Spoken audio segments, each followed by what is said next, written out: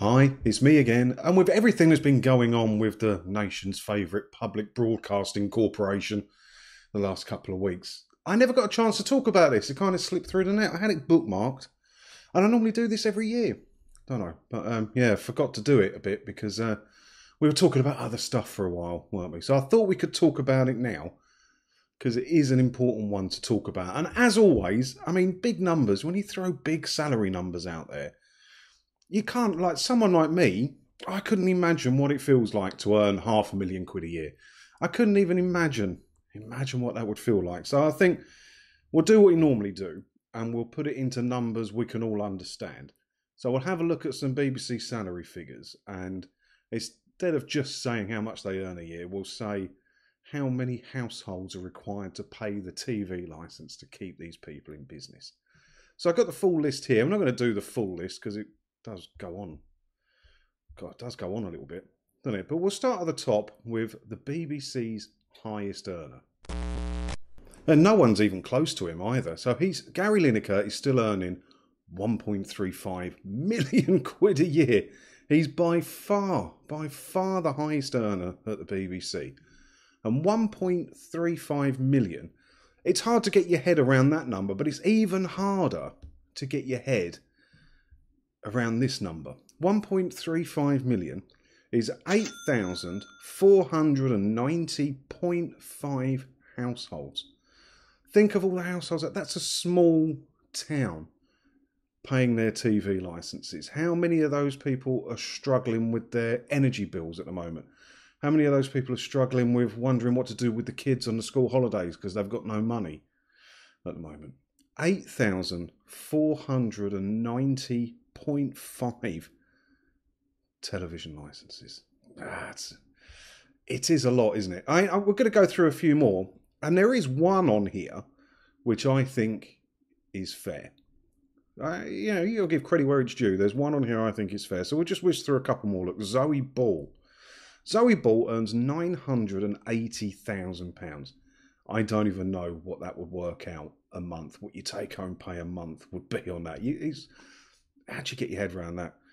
But I do know that it equates to 6,163.5 television licenses. 6,163 households have to pay the television licence fee to give Zoe Ball a job presenting radio.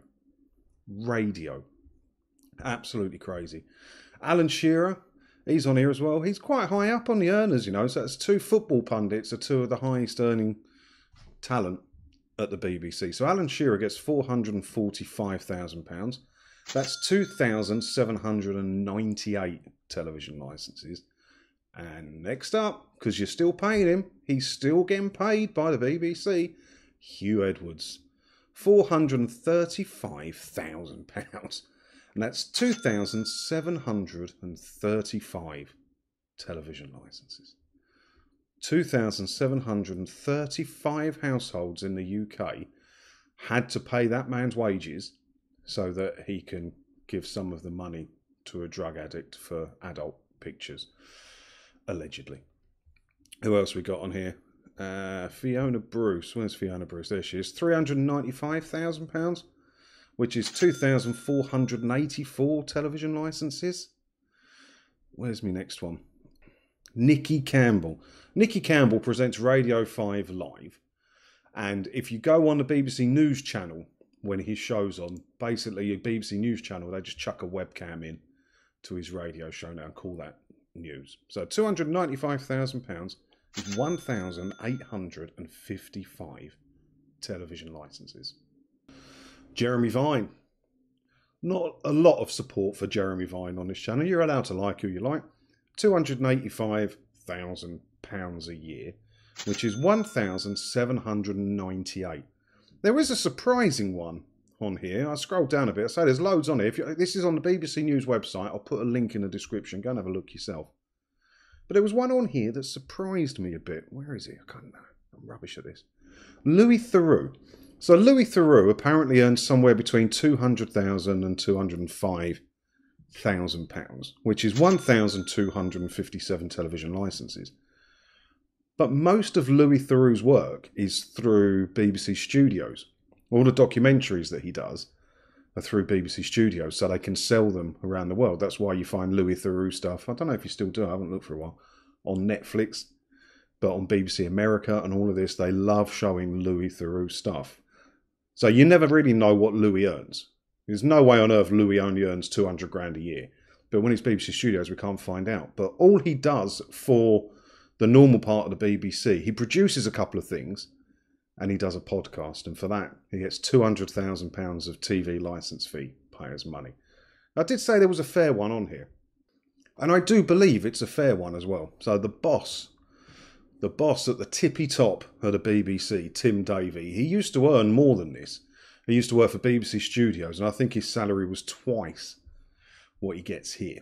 But at the moment, he earns, look, Davie's salary was capped in 2021 at £525,000 a year, which is how much he continues to be paid. So the boss at the BBC gets just over £500,000 a year.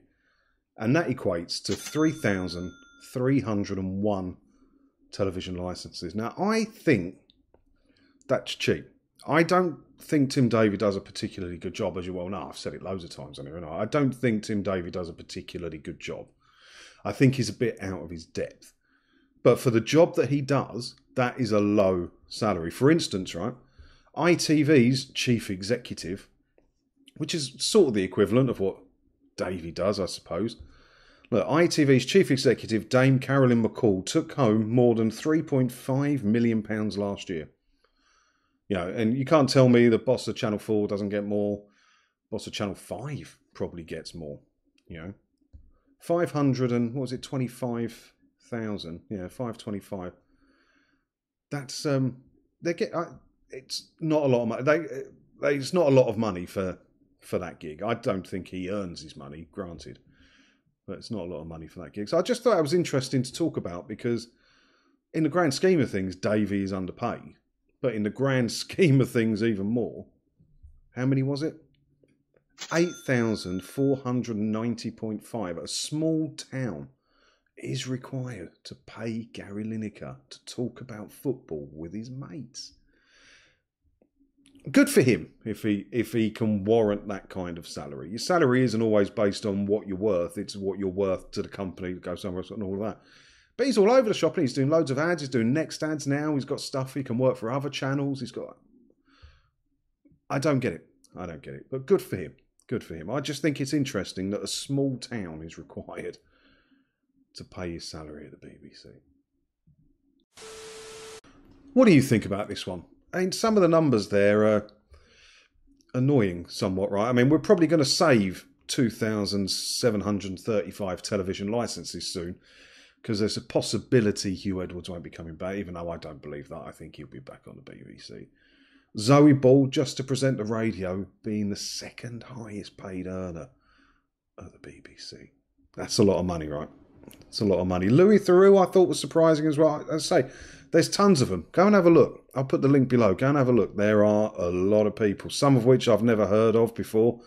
I mean, Sarah Montague presents Radio 4's World at One. Radio 4's World at One, and she gets bloody nearly £250,000. How's that work? It's crazy. The money in media is crazy, isn't it? And I don't have a problem when ITV want to pay their chief executive £3.5 million a year. Good for them. Good for her. You know, because we're not paying it. Well, I'm not paying the license fee, and hopefully you're not. But you know, people struggle to pay that bill because they believe they have to, and then they see how much these people are getting paid for not much work. No wonder people are cross at the BBC at the minute. Let me know your thoughts on it in the comments below. As always, thanks for watching. Hit the buttons below if you don't mind, or if you haven't already. No pressure or anything like that. And I will see you in the next one, whenever that will be. Ta-da.